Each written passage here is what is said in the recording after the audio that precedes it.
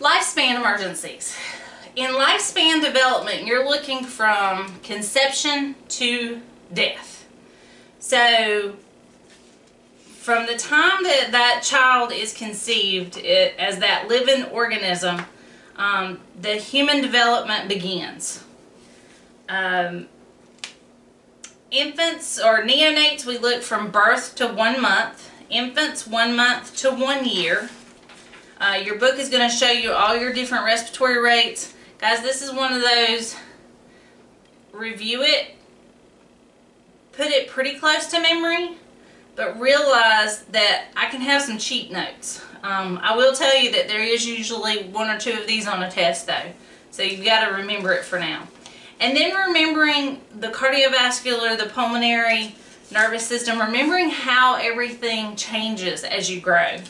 So our fontanelles and that neonate, the fontanelles allow the head to be molded, for example. So the immune system and the fact that it's going to be based on mom. And then the child will, you know, my son was sick. I think he had 3 ear infections in the first year. We did take him to daycare. After that, that child's never been sick since. So he built his immunity up.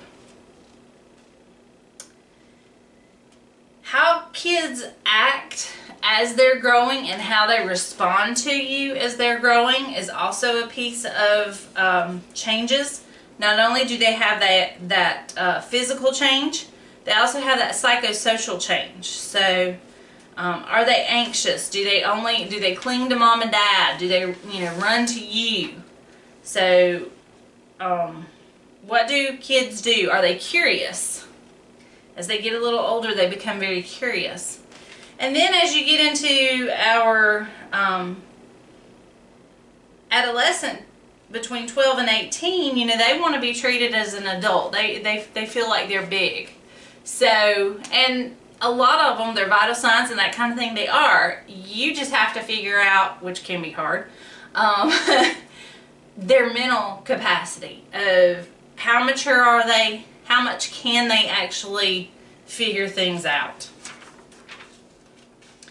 And then that puberty piece, so the emotions are added in. Early adults are 19 to 40, continuing with any physical changes there. Psychosocial changes. The middle adults, 41 to 60. And then our psychosocial changes there. And then older adults, 61 and older. So the changes of life in that aspect of retirement, parents dying, and how all of that is changing. And then as we get older, what happens to our cardiovascular system? What happens to our respiratory, endocrine, digestive, renal, nervous? And then our sensory changes. And then psychosocial. You know, our friends start dying. Our family starts dying. So, you know, this is when a lot of our older people become very depressed. So they lose a lot of their social network. So lifespan, review that. If you have questions, let me know.